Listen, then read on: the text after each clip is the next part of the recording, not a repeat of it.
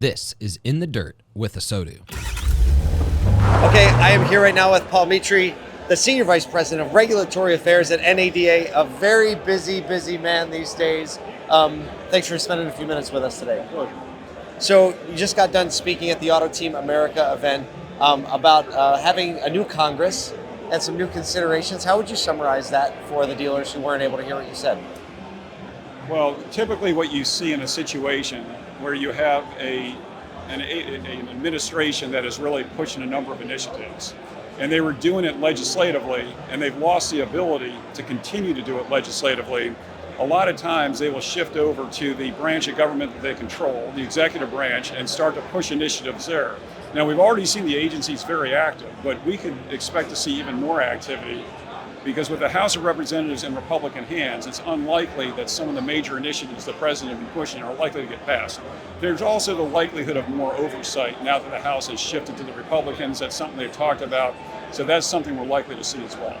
So you mentioned during the Obama administration, this was maybe not a precedent, but something we've seen before with increased executive action is what you're saying. That's right. If you look at the first 2 years of the Obama administration, there were a lot of major legislative initiatives that passed. We saw the Affordable Care Act. We saw the Dodd-Frank Act. Once the Congress flipped, and it flipped in pretty big numbers after that first term, then of course the ability to try to move initiatives shifted over to the executive branch, and we started to see a lot of activities from a number of the agencies. So that type of template or that type of precedent we've seen before, and it's something that would not be unlikely to play out now. So a lot of what was passed this year, the CFPB, a lot of these initiatives are happening that are stated to be driven by consumer intent or consumer desire. What is your thought and position on how much the consumer's voice, the real consumer's voice, is actually getting up the legislative chain, and how much of it is actually just kind of blown out of proportion? Well, it's a very good question.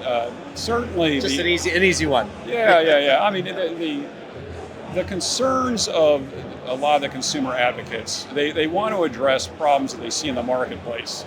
And of course, there are problems that can occur. We see that with certain actors. I think what's important to focus on, though, is that currently the Federal Trade Commission, in this instance, they have authority to address these type of concerns.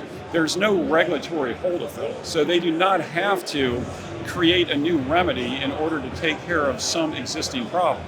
They have the enforcement authority. The other benefit to that is you can target it. You can go after an alleged bad actor without saddling other honest businesses, which they say they want to protect, with additional burdens and duties on top of an already very heavy regulatory set of burdens that they're dealing with today. So the concern we have is not that they want to tackle things that they've seen that are problematic, it's the way they're going about it.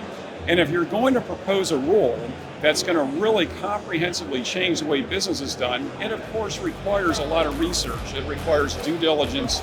You really got to make sure that you're doing it in a way that's going to help consumers, not just based on untested assumptions. And we really think that process has been short-circuited, and we're hoping they'll revisit that. Well, thank you for taking a few minutes. I know you have a lot to do. NADA is just getting started. So thanks for your work, and thanks for the few minutes. My pleasure. Nice to be with you. Thanks for watching this episode of In the Dirt with ASOTU. If you're new to our channel, make sure and mash that like and subscribe button. Also, check out some of these links for our other great podcasts and content.